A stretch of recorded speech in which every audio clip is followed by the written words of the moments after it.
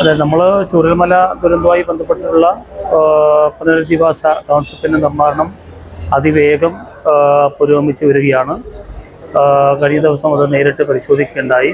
നിലവിൽ 250-ൽ അധികം വീടുകളുടെ വാർപ്പ് പണി പൂർത്തീകരിച്ച് കഴിഞ്ഞു. മറ്റ് അനുബന്ധ പ്രവർത്തനങ്ങളും അതിൻ്റെ പുറകെ തന്നെ നടന്നു വരുന്നുണ്ട്. ഫെബ്രുവരി സെക്കൻഡ് വീക്കോട് കൂടിയിട്ട് നമുക്കത് ഒരു 300 വീടാണെങ്കിലും പൂർത്തീകരിച്ച് ഗുണഭോക്താക്കൾക്ക് കൈമാറാൻ വേണ്ടി സാധിക്കുമെന്നാണ് പ്രതീക്ഷിക്കുന്നത്.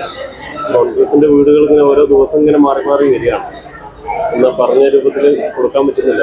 അതെ, Congress party, youth Congress party പറഞ്ഞ പോലെ 100 വീട് നിർമ്മിച്ചു കൊടുക്കുന്നു നേരത്തെ പറഞ്ഞ് കേരളം മുഴുവൻ പിരിവൊക്കെ നടത്തി. ഇപ്പോൾ ഓരോ ദിവസം പറഞ്ഞ് അവരിങ്ങനെ പിന്മാറിക്കൊണ്ടിരിക്കുകയാണ്. ഈ പറച്ചിൽ നിന്ന് മനസ്സിലാക്കാൻ വേണ്ടി സാധിക്കുന്നത് അവരങ്ങനെ ഒരു വീടൊക്കെ നിർമ്മിക്കാൻ സാധ്യത വളരെ കുറവാണ് എന്നുള്ളതാണ് നമുക്ക് മനസ്സിലാവുന്നത്.